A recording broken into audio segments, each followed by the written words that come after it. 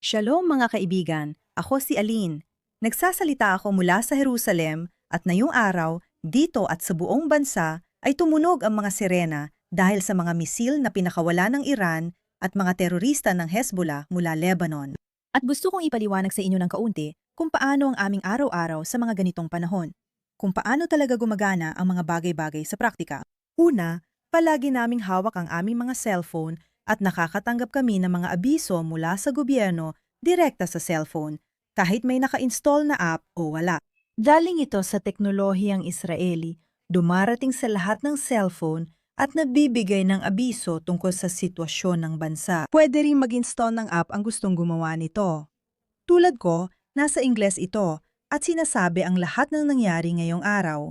Dito, makikita natin na alas 4:25 ng hapon sa oras ng Jerusalem, nagkaroon ng abiso na maaaring tumunog ang sirena. Hindi pa matagal na panahon ang nakalipas mula noon. Sa huli, hindi naman tumunog, pero bago yon, nagkaroon din tayo ng abiso ng 1:54 ng hapon, alas 10 ng umaga at 29 minutos, at pati na rin alas 4 ng madaling araw. Kaya, ilang beses na rin sa maghapon naming narinig ang mga sirena na tumutunog, at sa bawat pagkakataon na tumunog ang sirena, kailangan naming magtago para sa aming kaligtasan.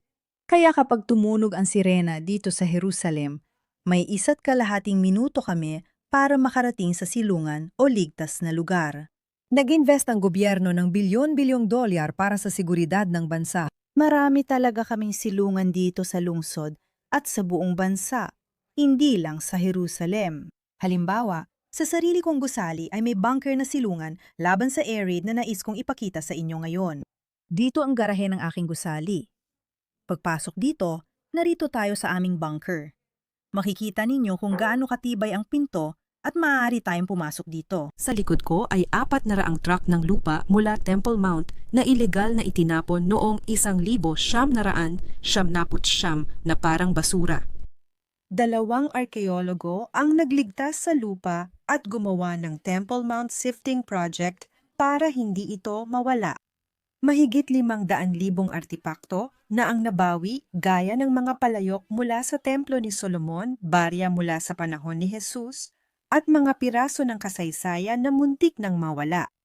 Maging bahagi ng misyong ito, magpa-deliver ng tunay na lupa mula Temple Mount at tumulong panatilihing buhay ang biblikal na arkeolohiya. I-scan ang QR code o bisitahin ang link. Papansin ninyo madalas gamitin ang bunker nitong mga araw. Nakaayos na pati upuan dahil para ito sa buong gusali.